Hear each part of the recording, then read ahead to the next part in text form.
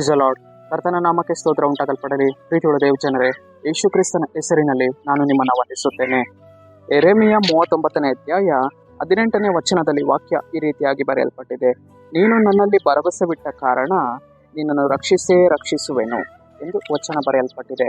ಅಂದರೆ ಪ್ರೀತಿಯುಳ್ಳ ದೇವ ಜನರೇ, ನಮ್ಮ ಕರ್ತನು ಆತನು ಏನ್ ಮಾಡುವವನಾಗಿದ್ದಾನೆ? ರಕ್ಷಣೆಯನ್ನ ಮಾಡುವವನಾಗಿದ್ದಾನೆ. ಕೇಡಿನ ಕಾರ್ಯಗಳಿಂದ ಕರ್ತನು ನಮ್ಮನ್ನು ರಕ್ಷಣೆ ಮಾಡುವವನಾಗಿದ್ದಾನೆ. ನಾವು ಆತನಲ್ಲಿ ಭರವಸೆ ಬಿಟ್ಟ ಕಾರಣ ಕರ್ತನು ನಮ್ಮನ್ನು ಏನ್ ಮಾಡುವವನಾಗಿದ್ದಾನೆ? ರಕ್ಷಿಸುವವನಾಗಿದ್ದಾನೆ. ನಾವು ಆತನಲ್ಲಿ ನಂಬಿಕೆ ಇಟ್ಟ ಕಾರಣ ಆತನು ನಮ್ಮನ್ನು ಏನ್ ಮಾಡುವವನಾಗಿದ್ದಾನೆ? ರಕ್ಷಣೆ ಮಾಡುವವನಾಗಿದ್ದಾನೆ. ಮರಣಕರವಾದ ಕಾರ್ಯಗಳಿಂದ ಕರ್ತನು ನಮ್ಮನ್ನು ರಕ್ಷಿಸುವವರಾಗಿದ್ದಾರೆ. ಖಡ್ಗದ ಬಾಯಿಂದ ಕರ್ತನು ನಮ್ಮನ್ನು ರಕ್ಷಿಸುವವರಾಗಿದ್ದಾರೆ. ಬೆಂಕಿಯ ನಾಲಿಗೆಯಿಂದ ಕರ್ತನು ನಮ್ಮನ್ನು ರಕ್ಷಿಸುವವನಾಗಿದ್ದಾನೆ. ನಮ್ಮ ಜೀವಿತದಲ್ಲಿ ಇರುವಂತಹ ಎಲ್ಲ ನಾಶನದ ಕಾರ್ಯಗಳಿಂದ ಕರ್ತನ ಆತ್ಮನು ನಮ್ಮನ್ನು ರಕ್ಷಿಸುವವನಾಗಿದ್ದಾನೆ. ಪ್ರೀತಿಯುಳ್ಳ ದೇವ ಜನರೇ, ಆದ್ದರಿಂದ ಕರ್ತನಿಗೆ ನಾವು ಸ್ತೋತ್ರವನ್ನು ಮಾಡಬೇಕು. ಸ್ವಾಮಿ, ನೀನು ನನ್ನ ಜೀವಿತದಲ್ಲಿ ದೇವರೇ ಒಂದು ರಕ್ಷಣೆಯನ್ನು ಕೊಂಡು ಬಂದಿದ್ಯಾ.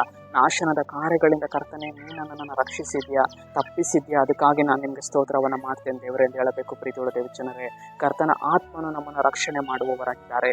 ಸರಿ, ನಾವು ಪ್ರಾರ್ಥಿಸಿಕೊಳ್ಳೋಣ. ಅಪ್ಪ, ಕರ್ತನಿಗೆ ಸ್ತೋತ್ರ. ಸ್ವಾಮಿ, ಮುಂಜಾನೆ ವೇಳೆಯಲ್ಲಿ ಕರ್ತನೆ ಈ ವಾಕ್ಯ ಭಾಗ ಸಂದೇಶವನ್ನು ನೋಡ್ತಾ ಇರುವ ಜನಗಳನ್ನು ಸಂಧಿಸು.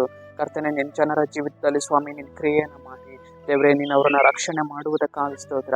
ಖಡ್ಗದ ಬಾಯಿಂದ ತಪ್ಪಿಸುವುದಕ್ಕಾಗಿ ಸ್ತೋತ್ರ ಅಪ್ಪ. ನಜರೇತಿನ ಯೇಸುವಿನ ನಾಮದಲ್ಲಿ ತಂದೆಯ ದೇವರೇ, ಆಮೆನ್.